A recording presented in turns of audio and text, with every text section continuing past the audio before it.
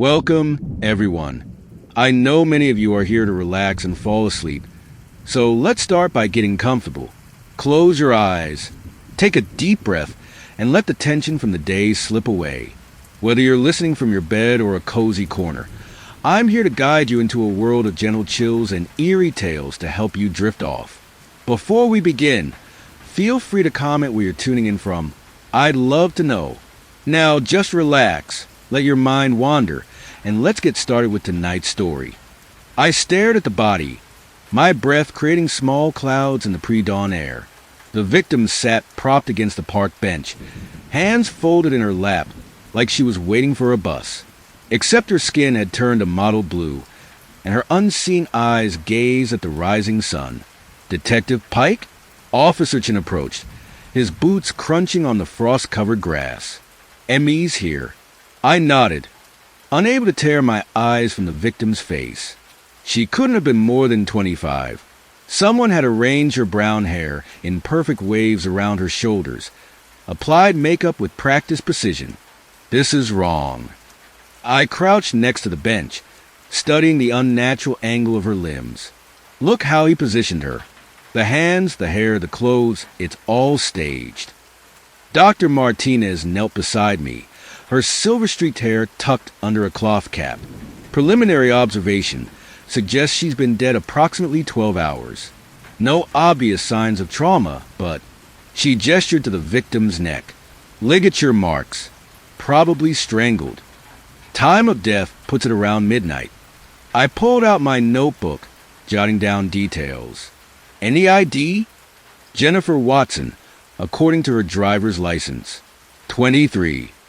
Officer Chin held up an evidence bag containing a small purple wallet. Local address. The rising sun cast long shadows across the park. Early morning joggers gathered at the police tape, phones out, already documenting the scene. I caught fragments of their whispered conversations, so young, right here in the park. Could have been anyone. Detective? One of the crime scene techs waved me over. You need to see this. He pointed to something clutched in Jennifer's right hand. A small brass key on a delicate chain. The metal gleamed, freshly polished. He placed it there deliberately. I pulled on a fresh pair of gloves, bag it for processing, and get photos of everything. The position of the body, the clothing, hair, makeup. Every detail matters. My phone buzzed. Text from Captain Roberts. Press catching wind of scene. Control narrative ASP. Great. I stood, my knees protesting. Media's incoming. Chun, coordinate with patrol to expand the perimeter. Martinez, I need preliminary COD as soon as possible. Right on cue, news vans started appearing at the park entrance. The vultures were circling. I made my way to my car, needing a moment to think. The careful staging nagged at me. The posed hands, the perfect hair, the key placed just so. This wasn't rage or opportunity. This was methodical, planned. The passenger door opened and Detective Mike Torres slid in, 2 coffee cups in hand. Thought you could use this. He passed me one. Scene's pretty bad, huh? He displayed her, Mike, like she was a piece of art. I took a scalding sip of coffee. This wasn't his first. You think there are others we haven't found? Maybe. Or maybe this is just the beginning. I pulled out my phone, scrolling through the scene photos. Look how much care he took with the details. The makeup, the clothing, everything's perfect. Too perfect. Like a doll. Mike's face hardened. Press is going to have a field day with this one. He was right. By noon, every local station would be running the story. By tomorrow, it would hit national news.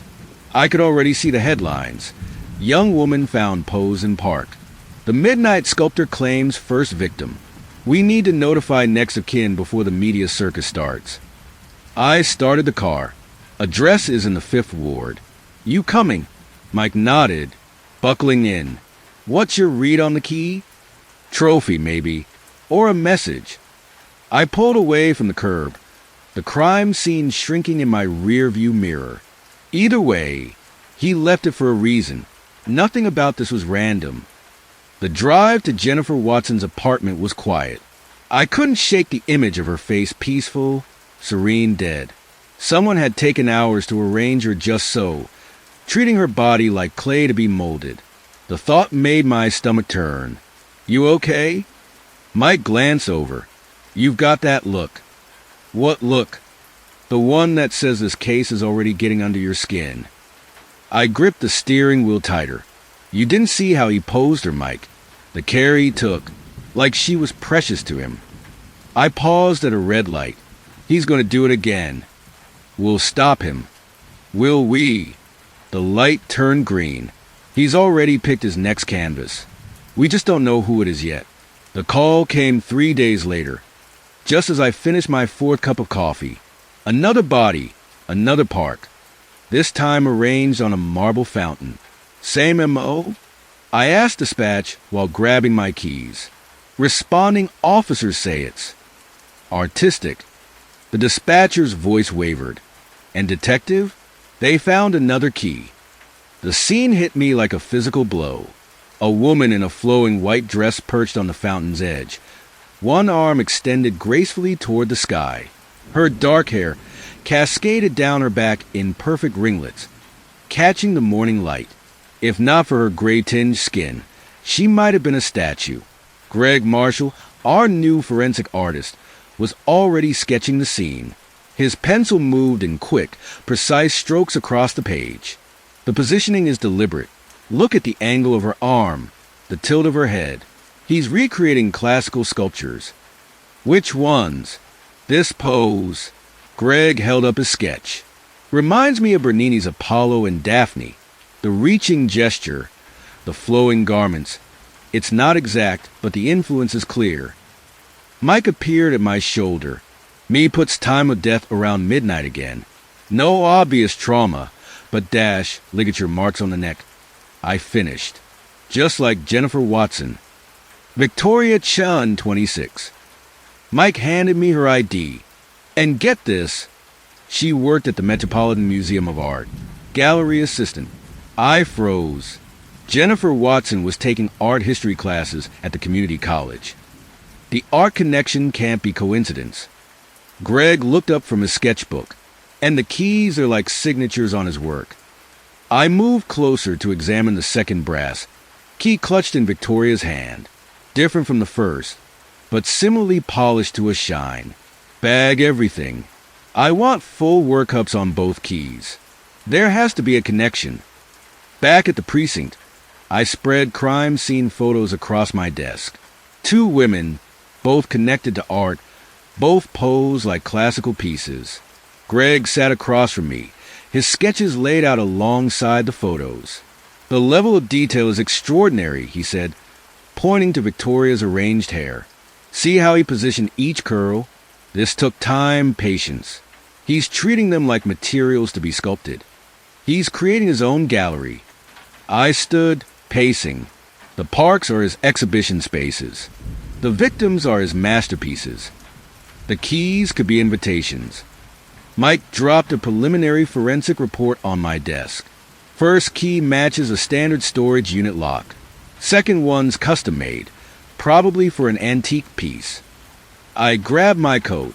Let's hit the art museum first. Talk to Victoria's co-workers. See who knew her schedule. Greg, I want you to come. Maybe you'll spot something we miss. The Metropolitan's marble halls echoed with our footsteps. Victoria's supervisor, a thin man named Paul Whitaker, led us to her office. She was organizing the new classical sculpture exhibit. Paul gestured to a cluttered desk covered in catalogs and photographs.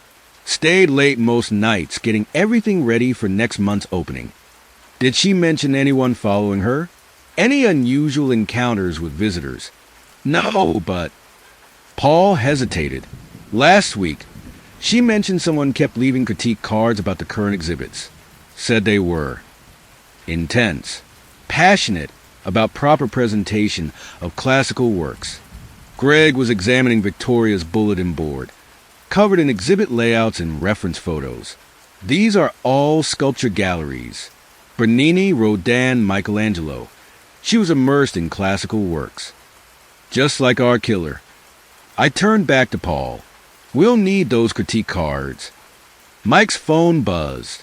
Lab's got a hit on Jennifer Watson's key. Storage facility on 12th Street. Greg, stay here. Go through Victoria's materials. See if anything connects to Jennifer or that storage facility. Mike, you're with me. The storage facility manager took one look at our badges and led us straight to the unit.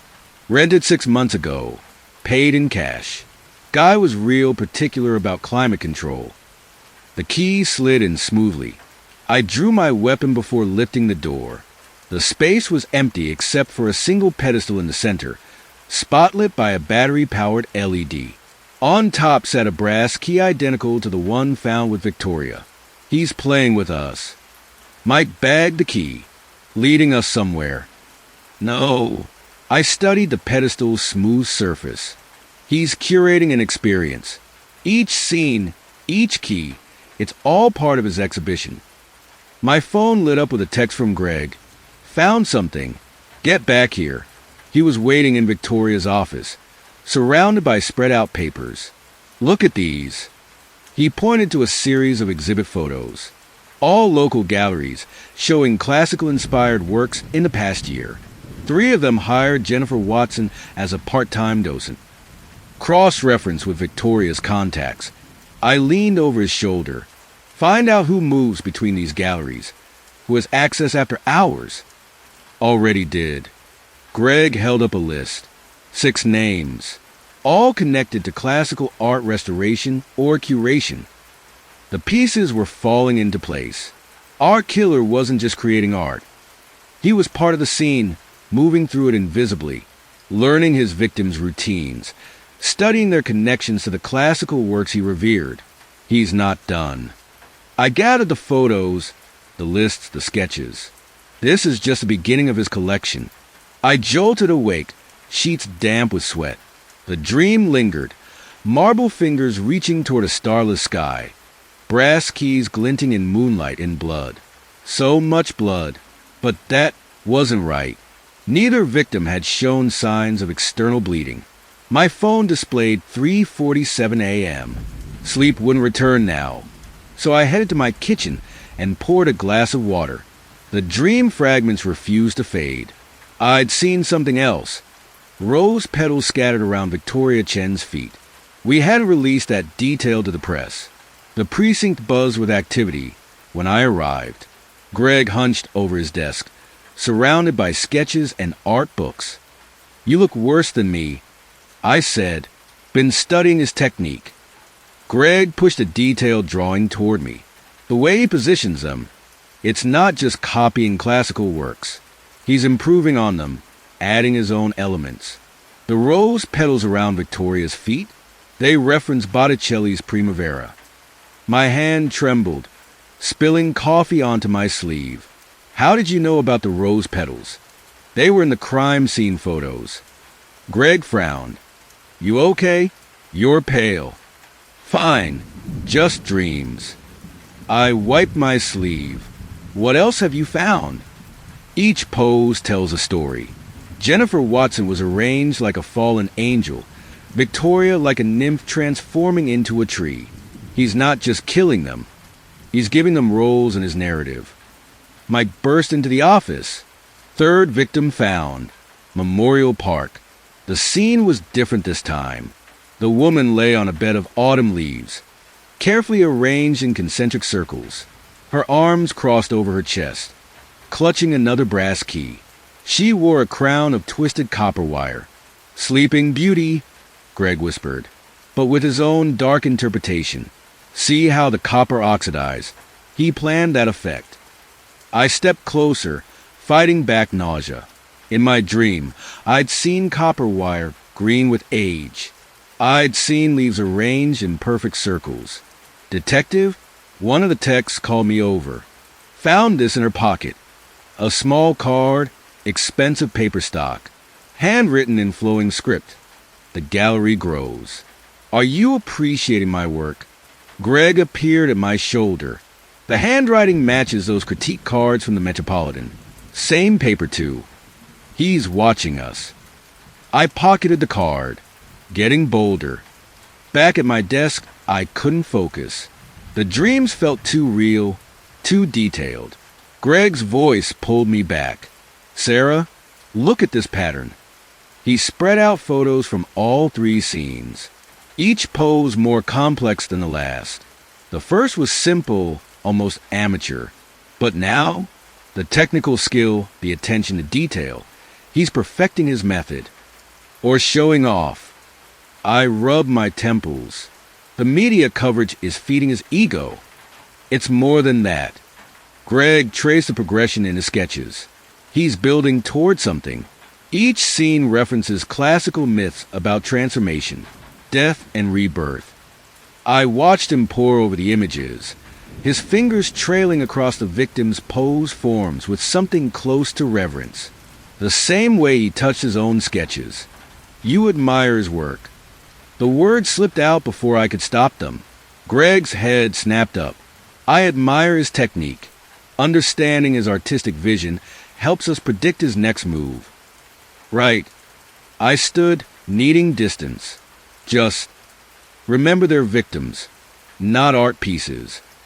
That night, the dream came again. This time, I stood in a vast gallery. Classical statues lined the walls, but their faces were wrong. Too familiar. Jennifer, Victoria, our latest victim, Lisa Monroe. Their marble forms reached toward me with pleading hands. At the end of the gallery stood an empty pedestal. A spotlight illuminated its surface, where a single brass key waited. I woke gasping, the gallery's cold silence clinging to my skin. My phone showed a dozen missed calls from Mike. Where have you been? He demanded when I called back. Another body dropped. And Sarah? This one's different. The victim posed on the steps of the public library looked peaceful, almost serene, unlike the others. Her eyes were open, staring at the dawn sky. No key this time, Mike said, because this isn't his work. The certainty in my voice surprised me. Look at the positioning, it's sloppy, unplanned. A copycat. Greg nodded, already sketching. The hands are wrong. No attention to classical form. And the clothes are just clothes, not styled or arranged. How can you be sure? Mike asked, because I hadn't dreamed about this one. The thought chilled me. I watched Greg work, his pencil moving with practiced strokes, capturing every detail of the posed body. His expression matched the intense focus I'd seen in my dreams. The same look I imagined on our killer's face as he arranged his art. Greg, I kept my voice casual. Those critique cards you mentioned, did you ever find more? Still working on it. He didn't look up from his sketch. The museum's filing system is challenging. The media descended within hours. Midnight Sculptor Strikes Again screamed the headlines. Despite our insistence this was a copycat killing, I sat at my desk that evening, surrounded by crime scene photos and Greg's increasingly detailed sketches. Each drawing captured something the photos missed. The subtle positioning of fingers, the careful arrangement of fabric, the hidden symbolic elements. He'd drawn the rose petals before we found them, just like in my dream. My phone buzzed. Another text from Mike. Surveillance footage from library. Need you to see this. I glanced at Greg's empty desk, covered in classical art books and sketches of posed bodies. His coffee cup sat on a coaster made from expensive paper stock, the same kind as the killer's note. The dreams weren't dreams at all. They were warnings. I leaned closer to the photos spread across my desk, something nagging at my brain. The third victim's positioning kept drawing my attention. The copper crown wasn't the only metalwork present. Mike, can you get me the close-ups of Lisa Monroe's shoulder blade? He dropped the enhanced photos on my desk. There, carved with surgical precision into her skin, a symbol, a stylized eye within a triangle, surrounded by intricate spirals. How did we miss this? I spread the photos out. Get me everything on local artists using geometric patterns. Greg appeared with a stack of gallery catalogs. Already on it, the symbol matches signatures from the Metropolitan's modern wing. The next days blurred into a parade of interviews. Artists who treated death like their personal muse. Gallery owners more concerned with publicity than justice. Marcus Vale, owner of the Chrome Gallery, lounged in his leather chair. Tragic business. But our attendance has tripled. People are fascinated by the intersection of art and mortality. 3 women are dead. I kept my voice level. This isn't an exhibition. Everything's an exhibition, detective. He smiled. Did you know all 3 victims attended master classes here? My head snapped up. When? Different years. Victoria Chun was particularly promising. Such a shame. I dug deeper. Each victim had connections to the Blackwood Institute of Fine Arts, an exclusive school operating out of a converted mansion on the city's outskirts. The Institute's dean, Eleanor Blackwood, met me in a room full of classical sculptures. We pride ourselves on nurturing unique artistic voices. Even when those voices turn violent, art isn't violence, detective. It's transformation. She gestured to a marble figure.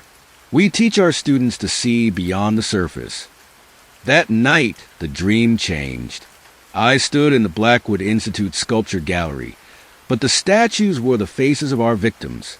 Their marble forms reached toward me, mouths open in silent screams. A figure moved through the shadows, arranging limbs with loving precision. I woke in my car, parked outside my house. No memory of driving home. The next morning, another gallery owner mentioned the Institute, then an art critic. The connection strengthened, but something felt wrong. The Institute's records were spotless, its reputation impeccable. The symbol, Greg said, sketching it again, it's not just a signature, it's a teaching tool. Look, he pulled out old course catalogs. The same geometric pattern appeared in student works, becoming more refined over years. My head throbbed. The dreams left me exhausted, jumping at shadows. In each one, I watched helpless as marble figures danced and copper wire twisted into crowns. Sarah, Mike's voice pulled me back. You okay? Fine. I rubbed my temples. What did the background check on Blackwood show? Nothing suspicious. But get this, they're holding their annual student exhibition next week. All 3 victims had pieces displayed there in previous years. The pieces clicked together, but the picture they formed made my skin crawl. The Institute, the symbol. The classical poses twisted into modern horror. Each victim connected to that exclusive world of art and transformation. I woke that night in my kitchen, surrounded by sketches I didn't remember drawing. They showed marble figures and copper crowns, brass keys and rose petals. In the corner of each page, that same geometric eye, drawn with perfect precision.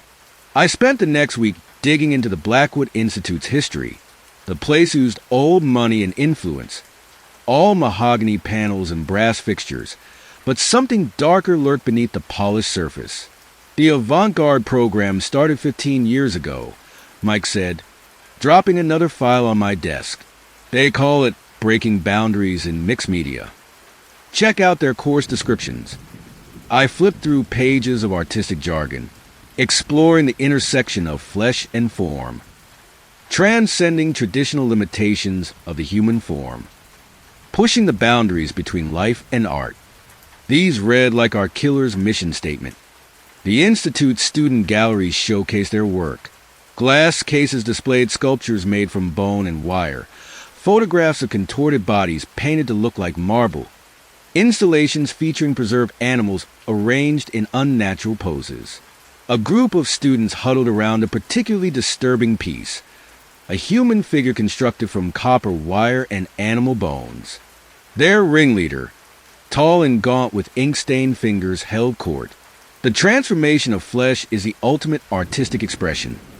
His voice carried across the gallery. We're trapped in these meat prisons, but art can free us. Liam Cole, Greg whispered. He's been here longer than any other student. Some say he practically lives in the studios. I approached the group.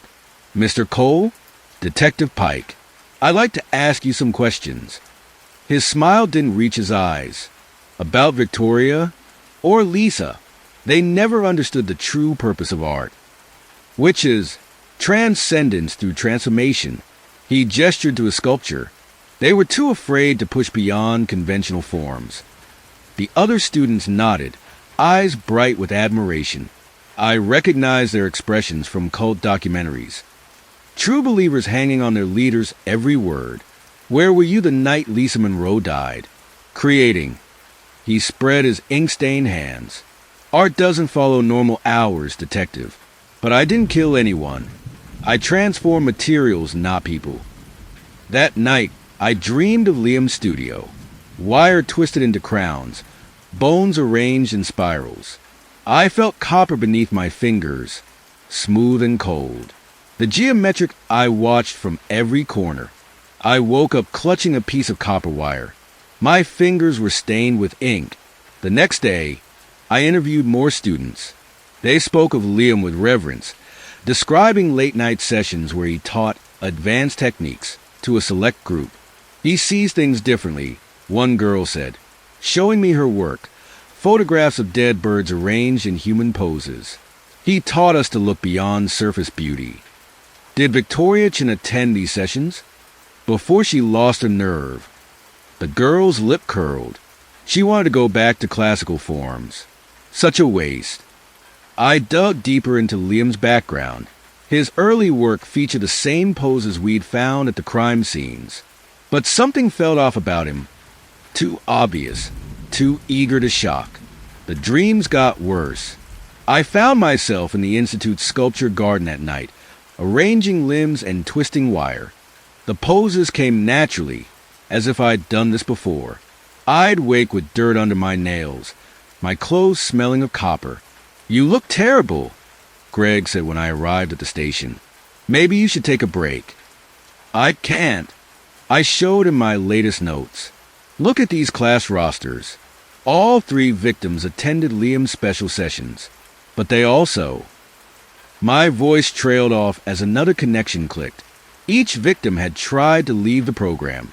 Victoria Chun had applied to traditional art schools. Lisa Monroe had destroyed her transformed pieces the week before her death. They were rejecting his teachings. I said, but something's not right. These crime scenes are too perfect. Liam's work is all about shock value, but the killer's poses are. Beautiful, Greg finished. Classical forms twisted into modern nightmares. I rubbed my temples, fighting another headache. The dreams felt more real than my waking hours now. Last night, I'd watched my own hands arrange rose petals around a victim's face. But when I tried to see my reflection in the mirror, the image blurred. Sarah, Greg's voice sounded distant. Maybe you should go home. I'm fine. But my hands shook as I reached for my coffee. We need to look deeper into Liam's special sessions. Find out who else attended, who might have taken his ideas further than he intended. The geometric eye seemed to watch me from every surface. I'd started seeing it everywhere. In window reflections, in the arrangement of papers on my desk, in the way shadow fell across the floor. My mind felt fractured, split between the detective gathering evidence and the dreamer who woke with artistic visions and copper-stained hands. I stared at my reflection in the bathroom mirror, splashing cold water on my face. 10 minutes had passed since I'd walked into the precinct bathroom. Or had it been 2 hours? The watch on my wrist showed 3:45 p.m. Last I checked, it was 1:15. My hands trembled as I gripped the porcelain sink. These gaps in my memory had started small. A missing half hour here. A fuzzy recollection there. Now entire chunks of my day vanished without a trace. Get it together, I whispered to my reflection. Dark circles ringed my eyes, and my skin had taken on a waxy pallor. A knock on the door made me jump. Detective Pike? We've got another scene. Mike's voice carried through the door. Be right there. I straightened my jacket, practiced my professional mask. The crime scene was in an abandoned warehouse by the river. As I approached, Greg rushed to intercept me, his face ashen. "Sarah, wait, Dash." I pushed past him and stopped dead. The victim lay posed like a twisted version of Botticelli's Venus, copper wire weaving through her limbs to hold her in place. Rose petals scattered around her body formed the now familiar geometric eye pattern. But it was her face that shattered my composure. Jenny Martinez, my neighbor, the woman who brought me soup last month when I had been too wrapped up in the case to eat. No, the word came out as a strangled whisper. I just saw her yesterday. Did I? Had I? The memory felt slippery, uncertain.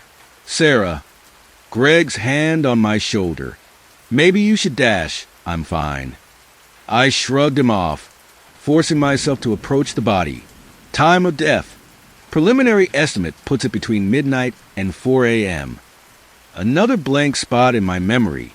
I'd woken up this morning with no recollection of going to bed, my clothes smelling of river water.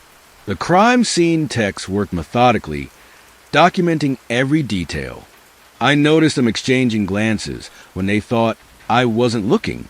They'd worked with me long enough to know Jenny was my neighbor. The wire technique is different this time. Greg crouched beside the body, sketching. More refined, the killer's evolving. My head throbbed. The geometric eye pattern seemed to pulse and shift in my vision. I blinked hard, trying to focus. Detective? One of the techs called me over. We found this under the body. A small sketch on high-quality paper, the same kind I'd seen in the Institute studios. It showed Jenny in exactly this pose, every detail perfect, down to the placement of each rose petal. The style looked familiar, too familiar, like the drawings that had started appearing in my notebook during my blackouts. I slipped the sketch into my pocket before anyone else could see it. Back at my desk, I tried to piece together my movements from the previous night. Phone records showed no calls. My car's GPS was blank. Hours of nothing. The headache intensified. Images flashed through my mind. Copper wires sliding through my fingers. The smell of roses. Jenny's voice saying hello, then goodbye. Sarah, Mike stood at my desk. The captain wants to see you. Tell him I'm following a lead. I grabbed my keys, nearly running to my car. My apartment felt wrong when I entered. Things slightly out of place. Or had they always been like that? I couldn't trust my memory anymore. In my home office, I found my notebook open to fresh sketches.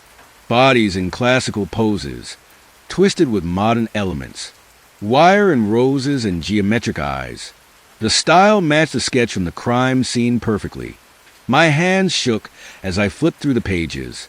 Dozens of drawings. Some matched the crime scenes exactly. Others showed poses not yet realized. The room spun. I stumbled to the bathroom, barely making it before I threw up.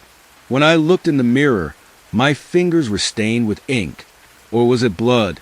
The geometric I reflected in the glass behind me, watching, always watching. I lost another hour then. Came to sitting on my kitchen floor, surrounded by more sketches. My phone showed 6 missed calls from Greg. The killer wasn't taunting me.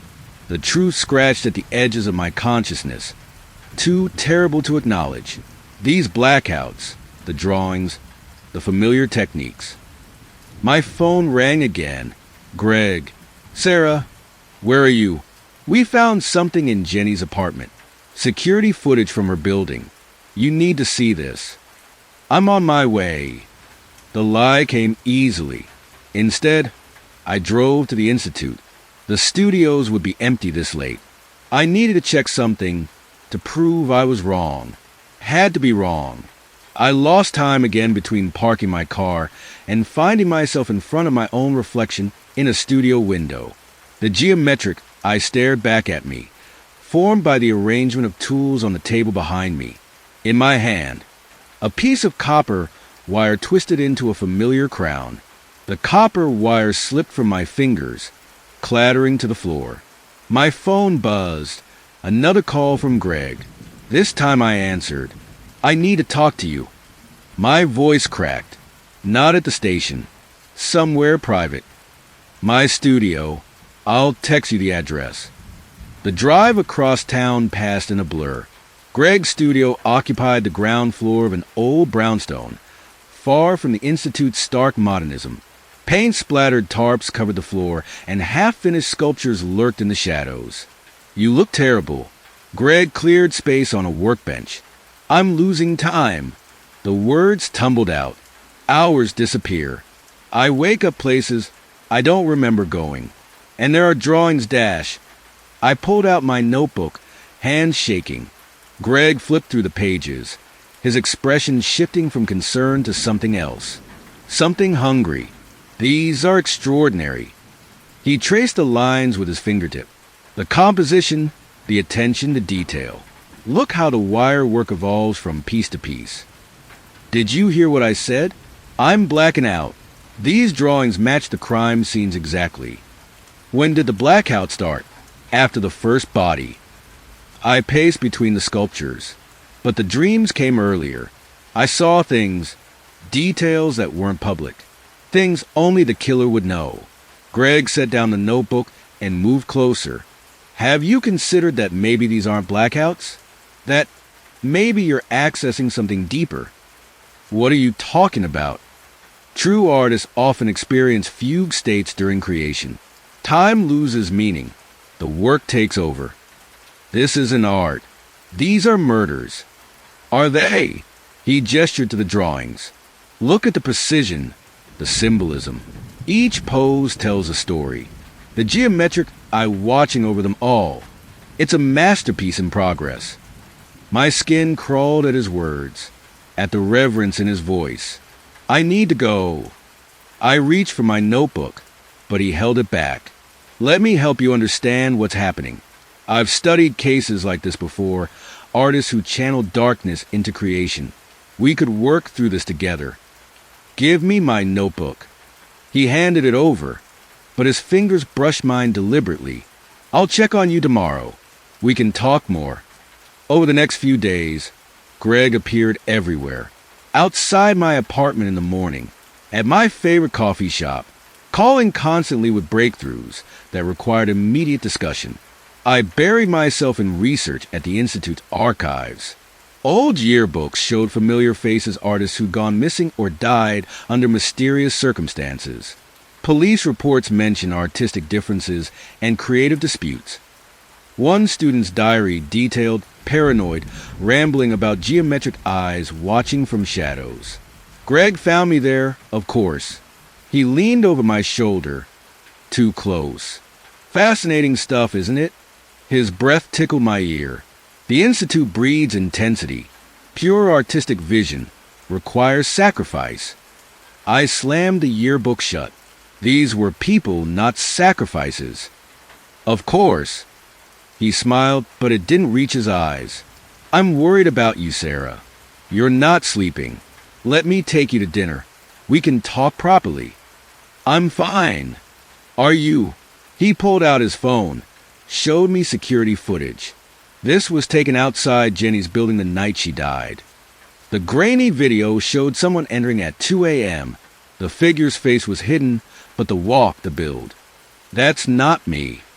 But uncertainty gnawed at my gut. "We should discuss this privately." Greg's hand settled on my shoulder, before anyone else sees it. I shrugged him off. "Stop following me. Stop calling. Just stop."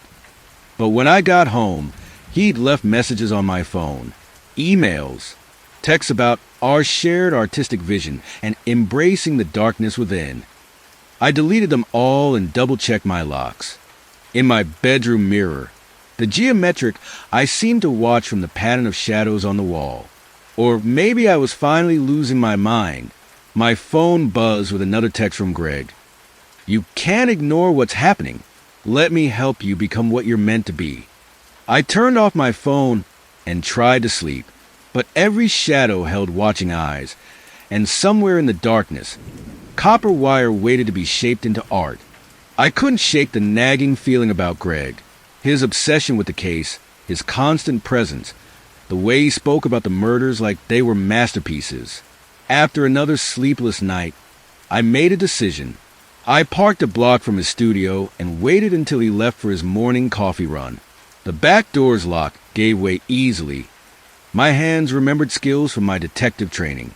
The studio looked different in daylight, shadows retreating to reveal Greg's workspace in stark detail. Past the main room, a heavy curtain concealed a door. My heart pounded as I pushed it open. The room beyond stole my breath.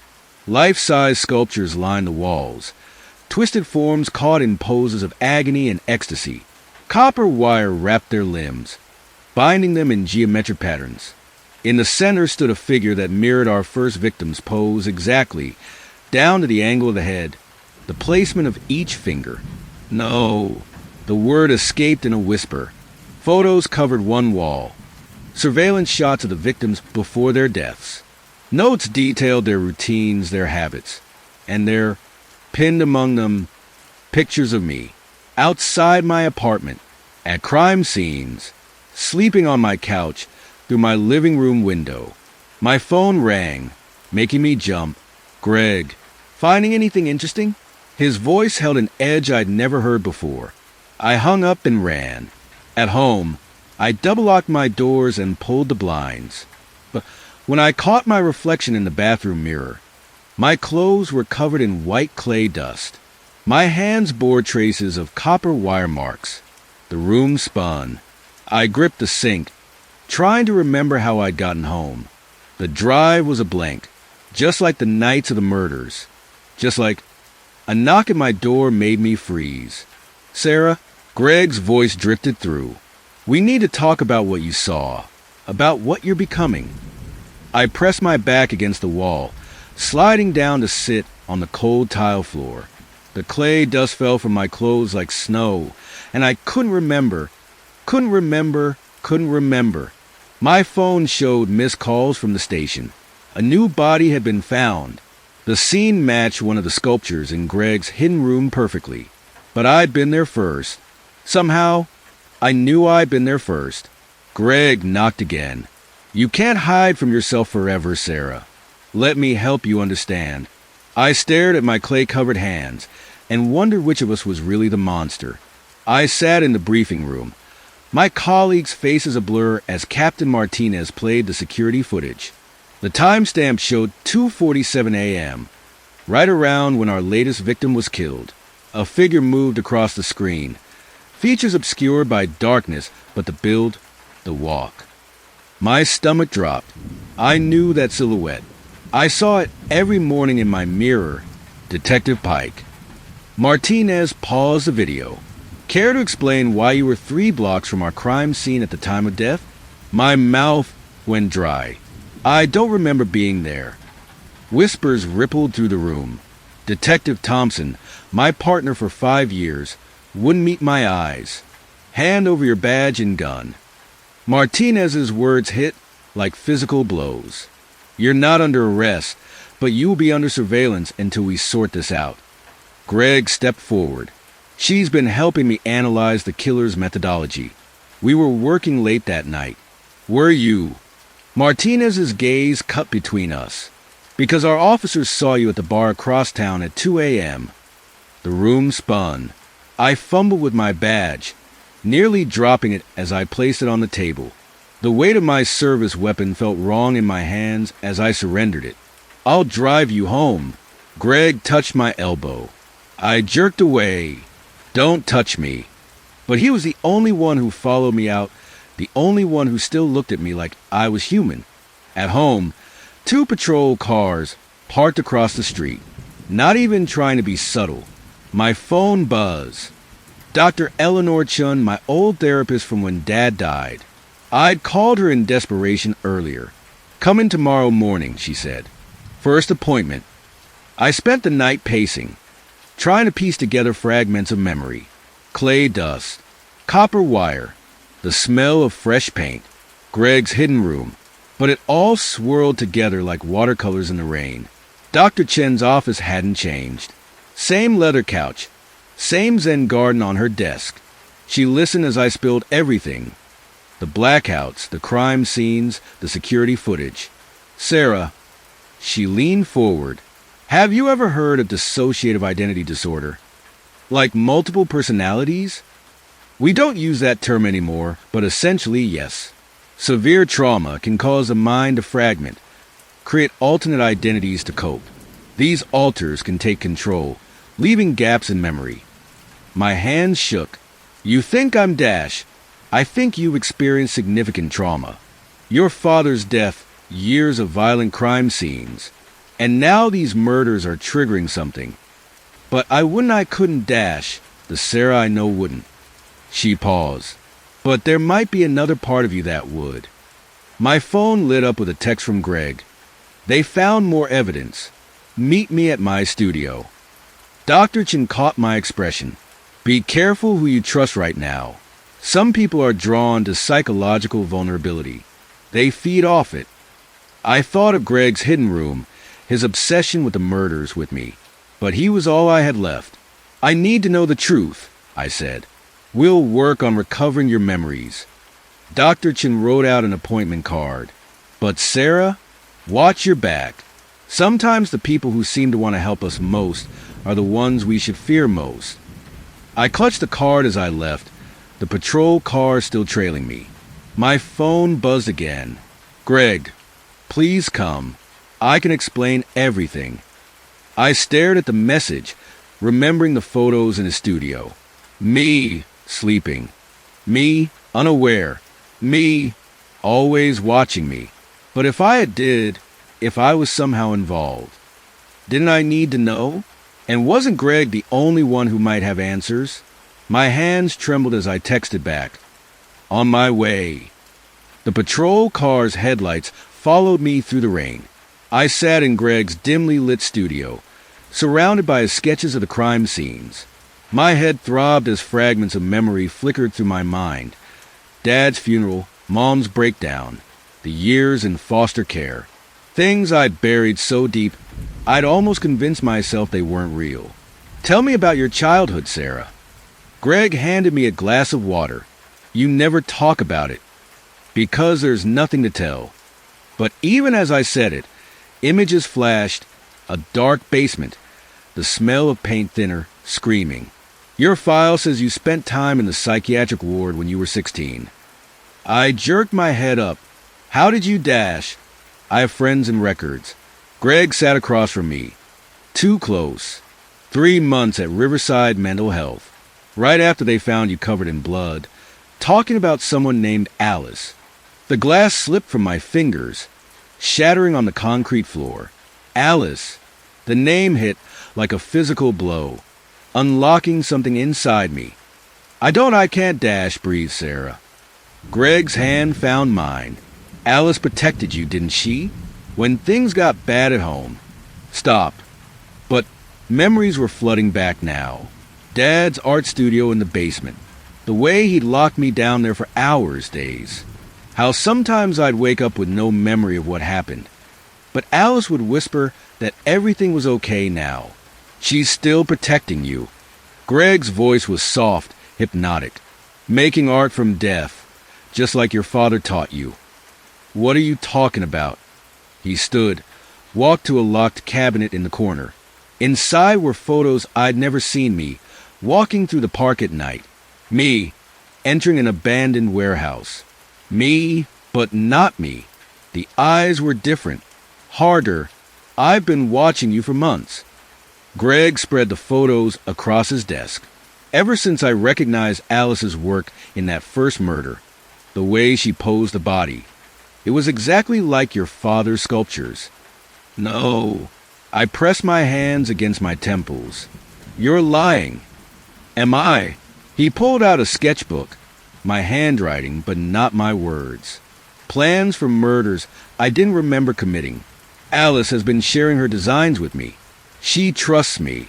She knows I understand her art. The room spun. I saw myself through Alice's eyes, selecting victims, shaping them into living sculptures, making them beautiful. Greg had been there, helping, encouraging. You knew. My voice cracked. All this time, you knew what I was doing. what Alice was doing. He smiled, and I helped her create such magnificent pieces. She has your father's talent, Sarah. His vision. You manipulated me. I set you free. Greg touched my face. Both of you. Alice understands that death is the ultimate art form. And now it's time for you to understand too. The basement door creaked open behind me. I smelled paint thinner and copper, just like in Dad's studio. Just like in my nightmares. "Welcome home, Alice," Greg whispered. And somewhere inside me, something dark smiled back. My head spun as Greg's fingers traced my jawline. The touch felt wrong, possessive, calculated. I jerked away, stumbling back against his work table. "How long?" My voice came out raw. "How long have you been watching me?" "Since the academy." Greg's eyes gleamed in the dim light. "I was teaching forensic art when you came through. So driven, so damaged. I knew right away there was something special about you." Papers scattered as I gripped the table edge. Crime scene photos mixed with his sketches, dozens of drawings of me sleeping, walking, existing. Years worth of surveillance. You followed me. I protected you, guided you. He picked up one of his sketches, me standing over a victim, but with Alice's cold eyes. "Do you know how beautiful you are when you let go? When you embrace what's inside you? Stop it." Your father understood. He saw the artistry in pain, in transformation. That's why he kept you in that basement. He was trying to create something transcendent. Bile rose in my throat. He was a monster. He was a visionary. And so are you, both of you. Greg stepped closer. "Alice knows. She's been helping me create our masterpiece." "What masterpiece?" He gestured to the wall behind his desk. I hadn't noticed it before. A massive collage of photos, newspaper clippings, and sketches. Every murder victim, every crime scene, connected by red string to pictures of me. At the center was a photograph I'd never seen. Me as a teenager, covered in blood, eyes vacant. The perfect fusion of art and death. Greg's voice took on a reverent tone. "I've spent years orchestrating each piece, each murder, leaving clues that only Alice would understand, creating scenarios that would trigger her emergence. You manipulated me, used me. I freed you." His hand found mine again. "Don't you see? Every blackout, every lost memory, those were gifts. Moments when Alice could express herself through my guidance." The room tilted. I saw flashes, Greg's voice in darkness, whispering instructions. His hands helping position bodies. His praise when Alice completed another piece. "You're insane. I'm in love." He pulled me closer. "With both of you, the detective who hunts killers and the artist who creates death. Two sides of the same magnificent coin. Let go of me." I tried to pull away, but his grip tightened. "We're not finished." Greg's eyes burned with intensity. "This is just the beginning of our masterpiece. Alice understands. She's been helping me plan the grand finale. I won't let you dash. You already have." He reached into his desk drawer, pulled out a small leather book. "Alice has been keeping a diary. Would you like to read what she writes about us?" My hands shook as I opened it. Page after page of my handwriting, but not my words. Detailed plans for murders I didn't remember. Love letters to Greg, signed by Alice. She trusts me completely. Greg stroked my hair, lets me shape her artistic vision. Together, we've created something unprecedented, a living, breathing work of art. I'm not your art. But even as I said it, I felt Alice stirring, responding to his voice. "You're my masterpiece, Sarah. My magnum opus." He cupped my face in his hands. The perfect blend of innocence and darkness, justice and violence. "I've spent years cultivating you, nurturing your fractured psyche." "Why?" The word came out as a whisper. "Because I saw your potential that first day at the academy. The pain in your eyes, the darkness you tried to hide." His thumb brushed my lips. I knew then that you were meant to be mine. Both of you. I felt myself slipping, Alice pushing forward, drawn to his twisted devotion. Greg smiled, seeing the change in my eyes. There she is. He leaned closer. My beautiful, deadly Alice. No. I fought against the darkness, against the pull of his voice. I won't let you control me anymore. You can't fight what you are, Sarah. What we've become together. His lips brushed my ear. This is love in its purest form. Art shaped by madness. Death transformed into beauty. The world blurred as I struggled to maintain control. Greg's obsession, his manipulation, the years he'd spent orchestrating my descent into darkness. It was too much. I've watched you solve each case, hunt for a killer that was part of you all along. He laughed softly. Do you know how exquisite that was? Watching you chase yourself in circles while Alice and I created our masterpieces. You're going to prison. Am I? With what evidence? His smile turned cruel. Every crime scene leads back to you, Sarah. Every victim was chosen by Alice.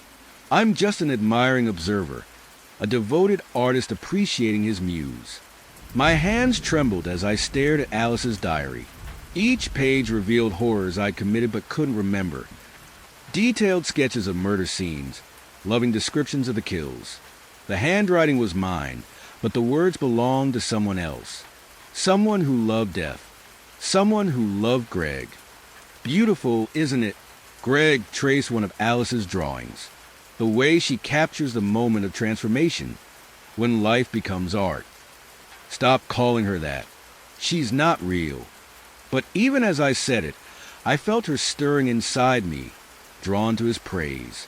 She's as real as you are, Sarah. More real, perhaps. He flipped to another page. Look how she describes this piece. The way she positioned the body, the material she chose. Such attention to detail. My stomach churned as fragments of memory surfaced. Clay under my fingernails. The metallic scent of blood. The satisfaction of creating something permanent. No. I slammed the diary shut. You manipulated me. Triggered my episodes. I guided you. Both of you. Greg's fingers brushed my cheek. Alice needed direction, but the artistry was all hers. Your father saw that potential in you. He just didn't know how to nurture it properly. Don't talk about him. The basement wasn't just punishment, Sarah. It was his studio, where he tried to mold you into something extraordinary. Greg's eyes gleamed. He failed, but he planted the seeds. I simply helped them grow. Images flashed through my mind. Dark walls, the smell of rust, my father's voice explaining why pain was necessary for art. I pressed my palms against my temples. Get out of my head. I'm already there. Have been for years. Greg moved closer. Every time you examined a crime scene, every victim you studied, I was watching you discover your own work. Alice's work. Our work. I'm a detective. I solve murders. You create them too. That's what makes you perfect. His breath was warm against my ear. The detective who hunts herself, never knowing she's both predator and prey. Alice surged forward, responding to his words. I felt my consciousness slipping, that familiar darkness creeping in. No. I gripped the edge of his desk. I won't let you control me anymore. Control? Greg laughed softly. I don't control you, Sarah. I free you. Give Alice the space to create. By making me kill innocent people. By letting you transform them into something transcendent. He picked up one of his sketches, me standing over a victim, face serene. Each piece tells our story. Your struggle between justice and artistry. Order and chaos. My head spun as two sets of memories competed. Investigating murders and committing them, the horror of discovery and the thrill of creation. The next piece is already planned. Greg's voice turned intimate. Alice chose her. Someone close to you. Someone whose death will break down the last walls between your two selves. Terror gripped me as I realized who he meant. Karen. Your partner, the one person who might figure out the truth. His smile was gentle, loving. Alice knows it's necessary. She's been watching Karen too. I won't let you dash. You already have. He opened the diary to the last page. There, in my handwriting, was a detailed plan for Karen's murder. Alice understands that loose ends must be tied up. Art requires sacrifice. I stared at the words I didn't remember writing, the careful diagrams showing how to position Karen's body. Part of me, the detective, the protector, recoiled in horror. But another part, growing stronger by the second, saw the beauty in the design. There she is. Greg touched my face. I can see her in your eyes. Alice is ready to create her masterpiece. No. The word came out weak, uncertain. Don't fight it, Sarah. This is who you are, who we are together. His lips brushed mine. Let Alice finish what we started. I felt myself drowning in his words, in Alice's desires. The line between my two selves blurred until I wasn't sure which thoughts were mine and which belonged to her. Think of how perfect it will be. Greg's voice was hypnotic. Karen's death will be your crowning achievement, the moment when detective and artist become one. Alice's hunger mixed with my horror. I saw Karen's death through two sets of eyes, as the investigator who would mourn her partner, and as the artist who would shape her into something eternal. I can't. But I wasn't sure which part of me was speaking anymore. You can. You will. Greg pressed the diary into my hands. Alice has everything planned. She's just waiting for you to let go. I waited in the abandoned art studio, my hands steady for the first time in weeks. The recorder in my pocket felt like a lifeline. My last chance to prove I wasn't completely responsible for the murders. Moonlight filtered through the skylights, casting shadows that danced across half-finished sculptures and paint-splattered tarps. Greg's footsteps echoed through the hallway. Right on time. Alice stirred inside me, hungry for his approval, but I pushed her down. Not tonight. Sarah. He paused in the doorway, silhouette framed by darkness. Or is it Alice? Both of us wanted to meet you here. The words felt strange on my tongue, acknowledging her existence while fighting to stay in control. Finally embracing your duality, he stepped closer, eyes gleaming. I knew you'd understand eventually. You helped me see the truth. I let vulnerability creep into my voice, about what I am, what we created together. His smile widened as he circled me, predatory and pleased. Tell me what you realized, that every murder was a collaboration. My finger pressed the record button. You guided Alice, shaped her artistic vision, made her dependent on you. I nurtured what was already there. His hand brushed my shoulder. Your father started the process, but he lacked finesse. I saw your potential that first day at the crime scene. The way you studied the body, not just as a detective, but as an artist appreciating technique. How long did you watch me before making contact? Years. Greg's voice softened with reminiscence. I followed your career, saw how you struggled with your nature, the headaches, the lost time. Classic signs of dissociation. Alice was trying to emerge, but you kept suppressing her, until you helped her break free. I simply provided opportunities, the right triggers, the right environments. He gestured at the studio. Places like this, where creativity flows freely, where violence becomes art. Alice surged forward, drawn to his words. My vision blurred as she fought for control. The victims, how did you choose them? Alice chose them. I merely suggested possibilities. His hands framed my face. People connected to your past, to your father's work. Each death brought you closer to understanding yourself. And Karen, was she my choice too? Your masterpiece. His thumb traced my lip. The ultimate merging of your two selves, detective and artist, united in a single act of creation. I let my eyes meet his, saw the madness disguised as love. Show me how you did it, how you brought Alice out that first time. Greg's breath caught. This was what he'd been waiting for. My complete surrender.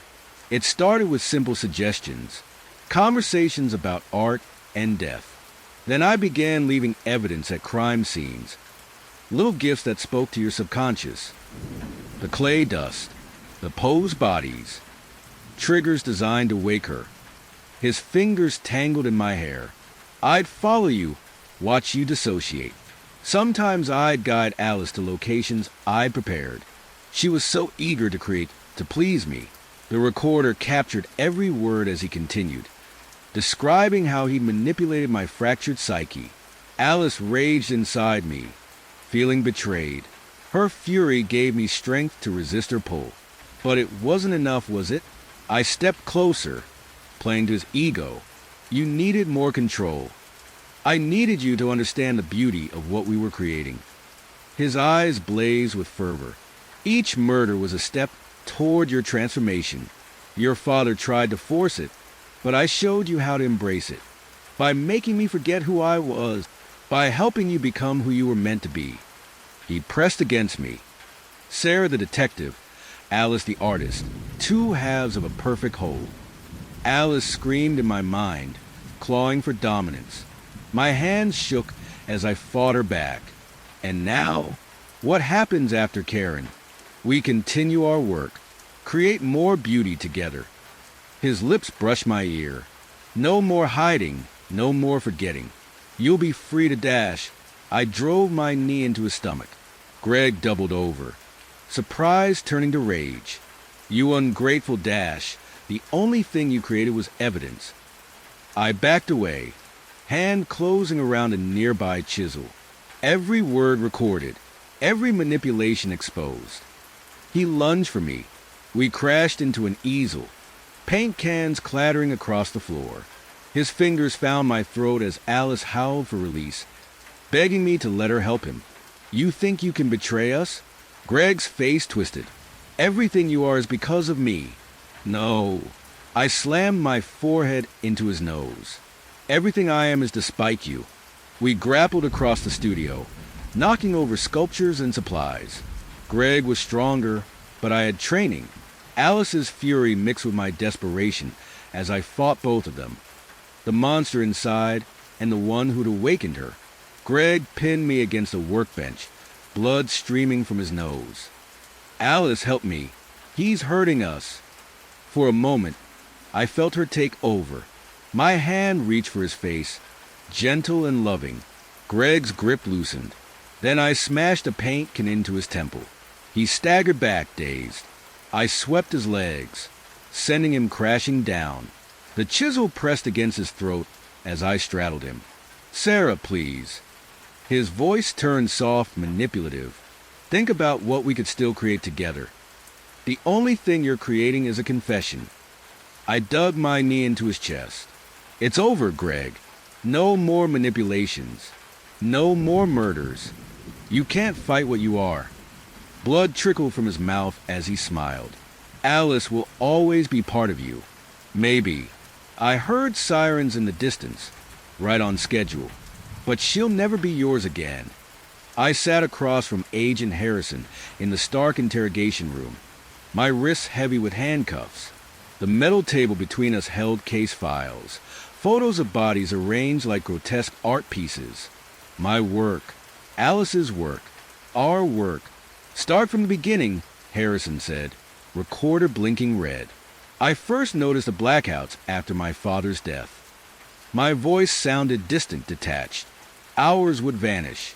I'd wake up in strange places, covered in clay or paint. And Greg Marshall? He recognized the signs, saw what I was becoming. The fluorescent lights buzzed overhead. He'd studied cases of dissociative identity disorder, particularly those involving artistic expression through violence. I was his perfect subject. But you weren't aware of his manipulation? Not consciously. I traced a scratch on the table's surface. Alice knew. She trusted him, needed him. He gave her purpose, direction. Harrison shuffled through photos. The victims, did you choose them? Alice did. Each one connected to my past somehow. People who'd known my father, known about his experiments with art and pain. My stomach churned. Greg helped her plan, but the executions were all her. All me. Tell me about Karen. My hands trembled. She recognized me that night, not as Detective Pike, but as Jonathan Pike's daughter. She'd been his student before he. I swallowed hard. Alice couldn't let her expose us. And now, Harrison studied my face. How do we know which personality we're speaking to? They're both me. The truth felt raw in my throat. Alice isn't some separate entity. She's everything I tried to bury after my father died. The artistic impulses, the fascination with death, the need to create beauty from violence. You're confessing to all 12 murders? Yes. I met his gaze steadily. I may not remember committing them, but I'm responsible. Alice is part of me, no matter how much I tried to deny it. The interview lasted hours. I detailed each killing, filling in gaps Greg's confession had left. Harrison's team photographed my hands, documenting calluses that matched tool marks found on victims. DNA samples were taken, paperwork filed. My attorney argued for diminished capacity, presenting evidence of severe childhood trauma and documented mental illness. Psychiatric evaluations confirmed the DID diagnosis. The prosecution pushed for maximum sentences, calling me a calculated killer who hid behind mental illness. I sat through court proceedings in a fog, watching my life dissected by experts and attorneys. They debated my sanity, my culpability, the nature of consciousness itself. Through it all, Alice whispered, sometimes pleading, sometimes raging, always present. The judge's chamber felt suffocating as she delivered her ruling. Not guilty by reason of insanity. Indefinite commitment to a secure psychiatric facility. Ms. Pike. The judge's voice was stern but not unkind. Your condition presents unique challenges for our justice system. While your actions were unconscious, they were still devastating. You will receive treatment, but you must remain confined for public safety. I nodded, accepting the verdict. It was more than I deserved. Guards led me through sterile corridors to my new home, a room with reinforced walls and constant surveillance. No art supplies allowed. No chance to create. Alice hated it here. She clawed at my consciousness, desperate for expression, but I'd learned to contain her, to recognize her stirrings before she could take control. At night, lying on my narrow bed, I wondered if I'd ever be truly free of her. Greg was gone, but the damage he'd done lingered. He'd awakened something that couldn't be put back to sleep. We could create such beautiful things, Alice whispered in my mind. Why do you fight what we are? I pressed my face into the pillow, trying to drown her out, but her voice persisted, soft and seductive. They'll never understand our art, our vision, our murders, I corrected silently, our masterpieces. I felt her there, waiting in the shadows of my consciousness, patient, hungry. Even as I strengthened my resolve to keep her contained, I knew the truth. She would always be part of me, the midnight sculptor beneath my skin. Thank you for watching. If you enjoyed the chills and thrills, don't forget to like, share, and subscribe for more spine-tingling content. Stay tuned for more nightmares.